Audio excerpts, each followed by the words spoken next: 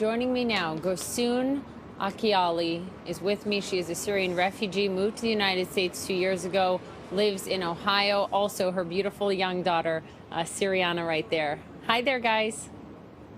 Hi, how are you? I'm well, thank you very much. I want to get your take, just your response to the political debate, the heated debate that's going on, because you actually said earlier to one of my colleagues that you understand some of the concern. I I do understand their concern, but you know that the refugees run from death. You know, they run from death from both sides, ISIS and Assad's regime, because they don't want, because you know Assad's regimes and ISIS will force refugees to serve their agenda, and refugees doesn't want this. That's why they flee. You moved to the United States 2 years ago as a refugee, and I'm interested in, because there's been so much focus on the vetting process and what it takes to get in this country. Can you tell us what you went through, how you were vetted with your family to come to the United States? We went through a process. It's a very strict process. It starts with fingerprints, then background check. It takes months.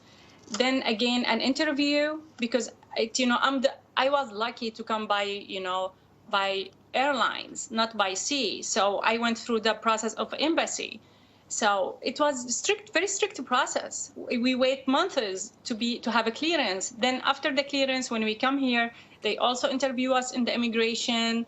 Then here they interview. So it's very strict process. You said that you would be dead if you were still in Syria. Yeah, I did, because that's the truth, because if you are not ISIS killing people and regimes killing people too. So it's a disaster there. Imagine yourself, you are sitting in your house and barrel bombs all over you comes to your house, children's crying, gas.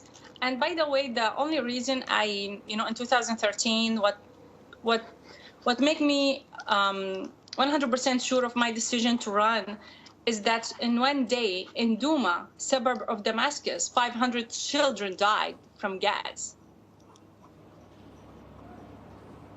So I don't want this to my baby. I want you to take a listen to.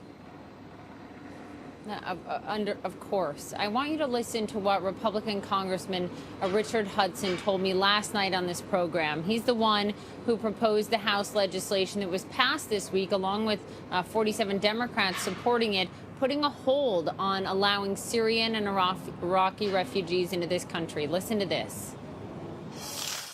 You can't check with third parties in Syria, because in a normal background check, you'd go knock on the neighbor's door, you'd go talk to people that knew them, you'd go check with former employers. What he said was, we can't do that in Syria because that neighborhood's been bombed out, that former business doesn't exist. And so because of the FBI director's concerns, all the House of Representatives is saying in a bipartisan way is, let's pause until we can put a process in place so the American people can feel assured that we know who these folks are that are coming in. So, Ghosoun, what he also told me is we want the process to still keep going, this authorization process, but not to let them into the country right now. What do you say to him? I'm telling him there is children, orphans. They are less than 5 years old. Bring them. Bring the children. There is in Jordan or in Turkey, there is camps for refugees full of children who lost their parents. So go and bring them. Less than 5 years. I don't think that you need clearance for 5 years, That's sad. That's sad, because refugees are not terrorists. They have to distinguish this. Refugees love life. That's why they run. Syrian refugees love to live. That's why they run.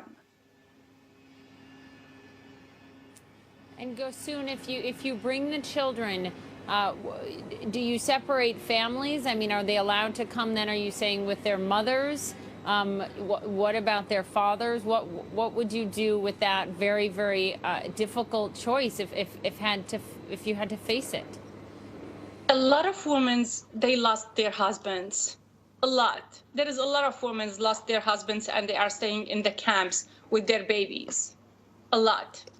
So at least do this as a human gesture. So you don't want to bring young men, despite the fact that there is no terrorist, you know, among the Syrians refugees. Probably yes, somebody's taking, you know, passports of Syrian and pretend to be Syrian, and he, you know, pops up as a tourist. But that's not, you know, that's security breach. That's not, you know, a Syrian refugee's fault.